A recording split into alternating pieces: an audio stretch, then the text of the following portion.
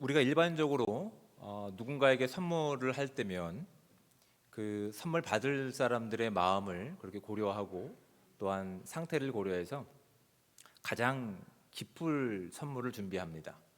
그래서 이 기쁜 선물의 내용을 더 화려하고 또 설레이게끔 보통 이 포장을 이쁘게 하죠. 그렇죠? 마치 선물을 안 받아보신 것처럼 받아볼 수 있도록 여러분 가끔 선물 좀 해주십시오. 선물을 해주셔서 그 안에 담겨 있는 그 선물 안에 그 본질을 더 이쁘게 전달할 수 있는 이런 귀한 시간도 되기 바랍니다. 보통 사람들은 이렇게 선물을 할 때 그 안에 담겨 있는 귀한 선물을 더 이렇게 기대감을 갖게 하게끔 포장을 이쁘게 합니다. 보통. 그런데 이 이쁘게 포장하는 것이 의미 없는 경우도 있습니다. 어떤 경우냐면 이 안에 담겨 있는 이 내용물이, 이 선물의 내용물이 그냥 그 자체로 값어치가 있을 때, 아무리 이쁜 포장이 별로 의미가 없죠. 뭐 다이아몬드, 뭐 큰 캐럿 이런 거 받아보신 적이 없어서 감동이 없으신데, 아무리 이쁜 포장이라고 하더라도 이 담겨 있는 이 반지를 이렇게 능가할 수 없죠. 그래서 굳이 뭐 이쁜 포장을 할 필요가 없습니다. 그냥 비싼 걸 주면 그 자체로 감동을 느낍니다. 또 이런 것들이 있습니다. 어떤 것으로도, 어떤 포장으로도 이 내용물을 포장할 수 없는 것들이 있어요. 이것도 우리가 받을 일이 거의 없기 때문에 제가 말씀드립니다. 개인 제트기 같은 거 20m가 나갑니다. 그걸 포장할 만한 능력이나 포장할 만한 뭐 도구가 없을 겁니다. 그렇죠? 그 제트기를 선물해 주면 뭐 그냥 그 자체가 크고 복된 선물이 아닐까요? 그렇죠? 그 자체가 너무나 크기 때문에 그것을 포장할 만한 것이 의미 없는 이런 경우도 있다고요. 그런데 우리가 함께 읽었던 오늘 본문 말씀 가운데 1절이 이와 같은 내용을 담고 있습니다. 1절 말씀을 저와 함께 다시 한번 읽어보도록 하겠습니다. 하나님의 아들 예수 그리스도의 복음의 시작이라. 여러분, 보통 일반적으로 글을 쓰거나 누군가와 이야기를 할 때에도 보통 이렇게 앞에 뭔가 밑밥을 깝니다. 그 중요한 내용을 다루기 위해서. 근데 오늘 본문 가운데서는 여러분, 하나님의 아들 예수 그리스도의 복음의 시작이다라고 하는 선포는 서론이 없습니다. 이게 본론입니다. 앞에도 제가 예로 말씀드렸듯이 그 본론 자체가, 그 내용 자체가, 그 본질 자체가 너무나 크기 때문에 그 큰 것을 포장할 수 없을 경우에는 아예 포장하는 것을 하지 않는 것이 오히려 본질을 더 드러내는데 도움이 됩니다. 지금 마가는 지금 자신의 인생 가운데서 가장 기쁜 내용이 무엇인지를 아무 포장 없이, 아무런 서론 없이, 아무런 준비 동작 없이 그냥 선포하고 있는 겁니다. 그렇다면 우리는 궁금해할 수 있습니다. 그의 인생 가운데 예수 그리스도가 전해준 복음은 무엇이었길래 그는 이렇게 과감하게 그 복음을 순수하게 날 것 그대로 전하고 있는 것일까? 여러분, 이 마가복음으로 알고 있는 마가는 이름이 마가 요한입니다. 이 마가 요한이라고 하는 말은, 원래 마가는 헬라식 이름이고 요한은 유대식 이름입니다. 이 이름에도 알고 있는 것처럼 그는 그 당시 꽤 부유한 이렇게 계층의 사람으로 우리가 알 수 있습니다. 보통 유대인들은 본인들의 이름만 가지고 있지만 지금 이 마가 요한은 나름대로 그 당시의 제국인 로마와 교류하고 있었던, 그래서 꽤 많은 부를 가지고 있었던 인물로 우리가 알 수 있습니다.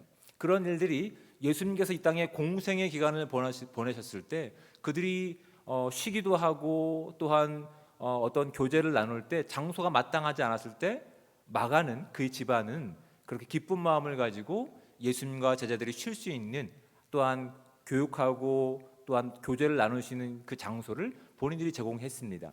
그 마가의 다락방, 그 마가가 이 사람입니다. 얼마나 값진 인생입니까? 그렇죠? 자신에게 주어진 풍부함을 가지고, 또한 풍성함과 부요함을 가지고 섬기는 일들에 사용되는 놀라운 일들을 그 집안이 했습니다. 근데 마가는 이것으로 그친 인생이 아니었습니다. 그는 예수님이 얼마나 멋진 분이셨고 호감을 느꼈는지 예수님이 죽으시고 부활하신 이후에 오직 예수님만 전하는 사도 바울의 선교팀에 참여를 합니다. 1차 선교팀에 참여합니다. 얼마나 그 자발적인 마음을 가지고 기쁜 마음을 참가했을까요? 그런데 그가 이렇게 선교 여행을 하던 중간에 많은 어려움들을 겪게 되겠죠. 많은 어려움들을 겪고 중도에 하차하는 일이 발생됩니다. 그것이 얼마나 큰 사건이었냐면 사도행전에 기록할 정도의 사건이었어요. 결국 한 사람이 중도 하차하는 일 때문에 선교팀은 큰 위기를 가질 수밖에 없습니다. 가뜩이나 외부로부터의 어려움이 있는데 내부로부터의 또한 이런 인원이 누출되고 한다는 사실은 선교팀의 입장에서는 참 힘겨운 일이었습니다. 후에 사도 바울은 전도 2차 여행을 준비할 때 그래서 이 마가를 참가시키지 않습니다. 이 문제 때문에 바나바와 크게 다퉜던 내용이 성경에 기록될 정도였어요. 참 우여곡절이 많은 인물이 이 마가 요한이었습니다. 그런데 그의 인생이 그의 그 모든 것이 그냥 끝난 것이 아니라 그 옆에는 누가 있었냐면 예수 그리스도의 복음을 가지고 있었던 이제 바나바와 베드로가 있었어요. 여러분, 우리가 성경에서 베드로는 어떤 인물로 잘 알고 있습니까? 실패의 아이콘이 됩니다. 많이 실패해봤습니다. 그리고 그 실패하는 흔적 가운데서 하나님의 은혜를 또 경험했던 인물이 베드로였습니다. 그러니까 본인과 같은 시행착오를 겪고 있는 젊은 마가를 향해서 베드로는 그 긍휼한 마음을 가지고 그를 위로하고 격려하고 다시 일어설 수 있는 버팀목들이 된 거라고요.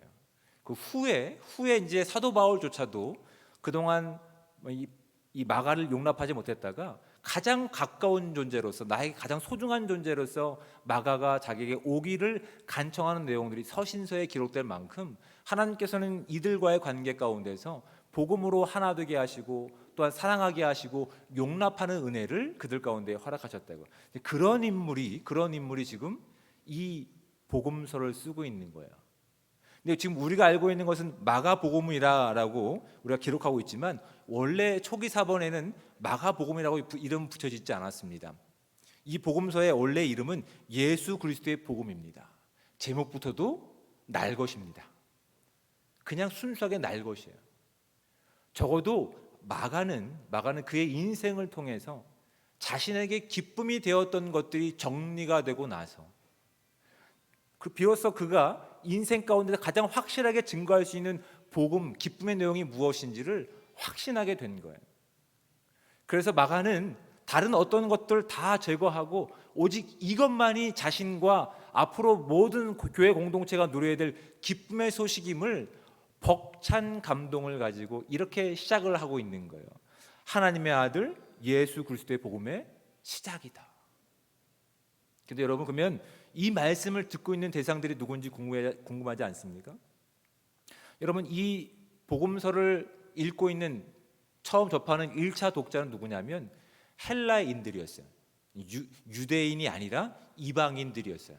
그러니까 하나님의 복음이 전하기 전까지 그들은 그들의 삶의 방식 가운데서 잘 먹고 잘 살았어요. 나름대로 기쁜 인생을 살고 있었다고요. 근데 예수 그리스도라고 하는 그 구원자가 오셔서 그 모든 인생 가운데서 그 모든 시간 가운데서 그 잠깐의 기쁨이 아니라 영원한 기쁨이 오직 예수 그리스도의 이름 가운데 있습니다가 그들 가운데 전해졌고 그들이 설득되어서 자발적으로 교회 안에 들어오게 된 거라고요.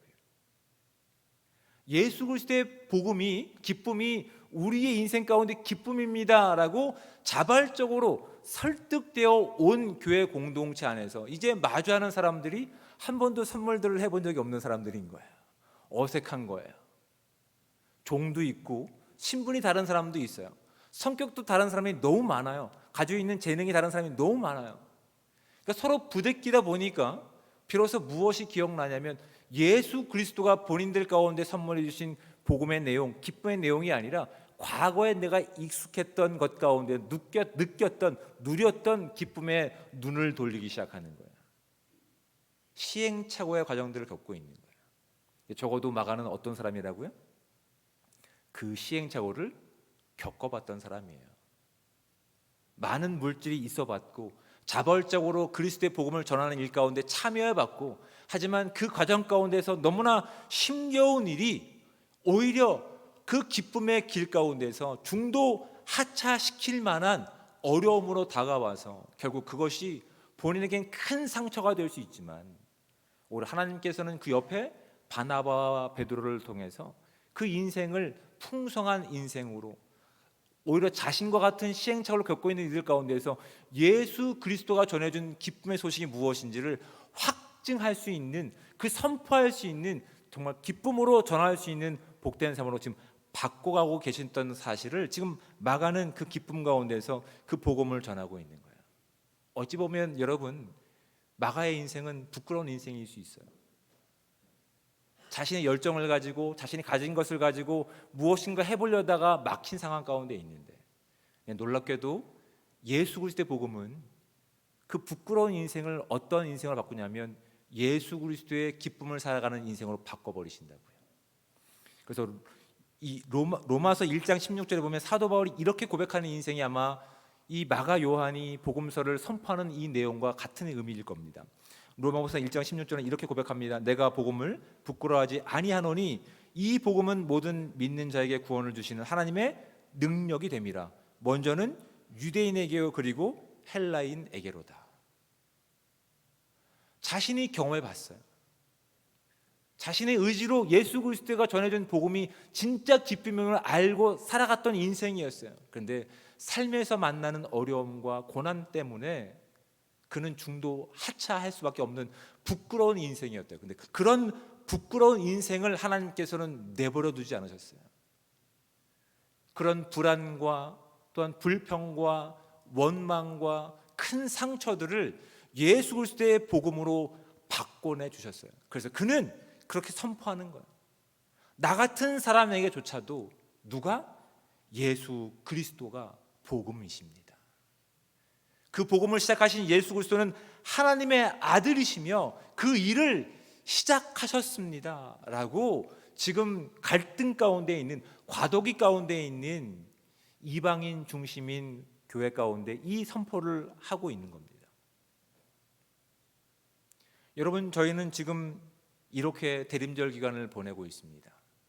예수 그리스도가 시작하신 하나님의 놀라운 기쁨의 능력들을 살아가는 이 복된 시간 가운데 우리는 함께하고 있는 겁니다. 그리고 이제 그 하나님이 그 시작하신 복음을 완성하실 날을 기대하며 우리는 지금 예배하고 있는 거라고요. 근데 이 예배의 시간 가운데 우리가 예수 그리스도의 복음 가운데 충만한 인생 가운데 점검해야 될 부분이 있음을 지금 우리는 복음서를 통해서 확인하게 되는 겁니다. 지금 마가는 이렇게 얘기하고 있죠. 2절 말씀 가운데 선지자 이사야의 글에 보라 내가 내 사자를 내 앞에 보내노니 그가 내 길을 준비하리라 라고 하면서 누구를 소개하고 있냐면 세례자 요한을 소개하고 있습니다. 세례자 요한은 그 당시 유대인들이 이제 끊겨졌던 하나님의 메시지를 전하는 정말 예언자로서 믿었던 그 모든 사람들이 예수 그리스도께 집중할 만한 꽤 괜찮은 사람으로 인정받았던 사람이에요. 근데 그가 어떻게 고백합니까? 7절 말씀 가운데 보면 그가 전파하여 이르되 나보다 능력 많으신 이가 내 뒤에 오시나니 나는 굽혀 그의 신발끈을 풀기도 감당하지 못하겠노라. 많은 사람들로부터 예언자로서 선지자로서 인정받은 그였지만 그는 그가 드러나기를 기뻐하지 않았어요. 그의 이름조차 언급하려고 하지 않았어요. 내 뒤에 오시는 약속된 분, 그 복음을 시작할 수 있는 하나님이신 그 예수 그리스도가 보내주시는 그 복음을 내가 전하기조차 나는 감당하지 못합니다 라고 하는 고백이 지금 그의 인생의 고백 가운데 담겨 있는 거예요.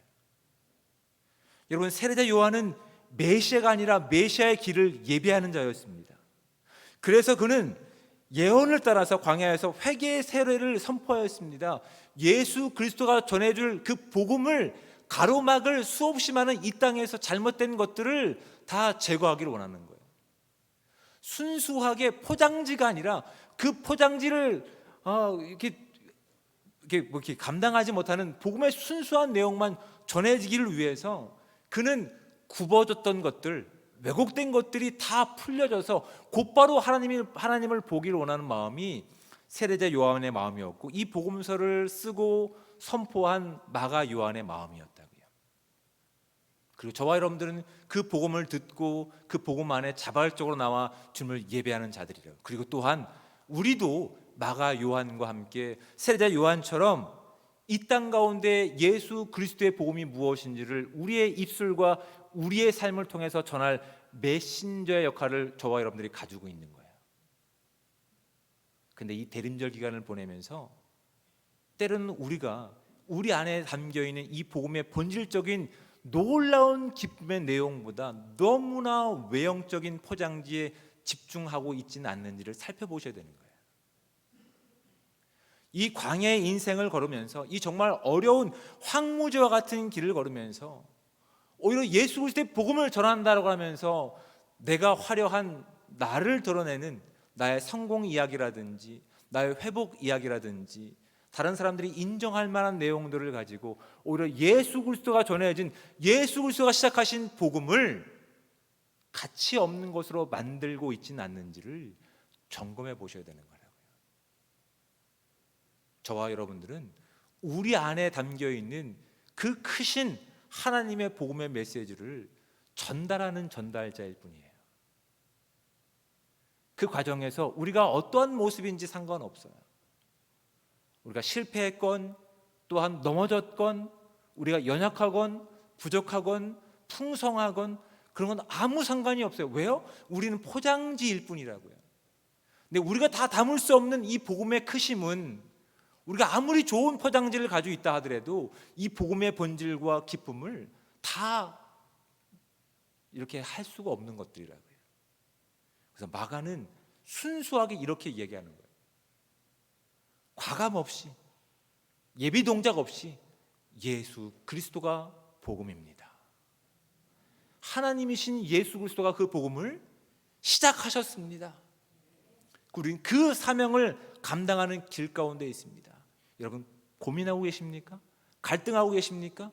예수 그리스도의 기쁨의 소식과 이 세상의 기쁨을 혼동하고 계십니까? 그렇다면 제가 정리해 드립니다.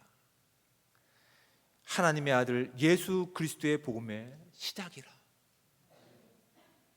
여러분 어떠한 수식어도 필요 없습니다. 저와 여러분들이 이 대림절 기간 오신 예수님에 대한 그 기쁨을 살아내고 다시 오실 하나님에 대한 그 소망과 기대를 가지고 살아가는 저와 여러분이 분명하다고 한다면 여러분 우리가 가지고 있는 어떠한 포장지는 아무 소용 없습니다.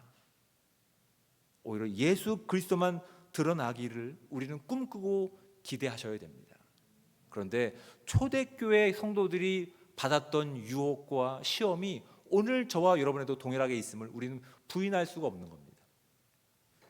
사탄의 추종 세력들은 하나님께서 이미 시작하신 그 복음의 내용 가운데서 우리가 마음을 붙이고 그것을 온전히 전하는 것을 극도로 경계하고 방해합니다.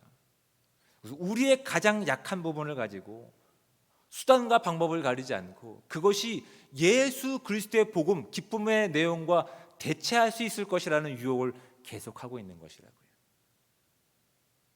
우리의 인생 가운데서 고민하고 갈등하게 합니다. 분명히 예수 그리스도의 복음만이 진정한 우리의 기쁨임을 우리는 믿음으로 고백했음에도 불구하고 이 땅에서 겪게 되는 수없이 많은 파도 가운데서 이게 기쁨으로 주어지면 어떨까?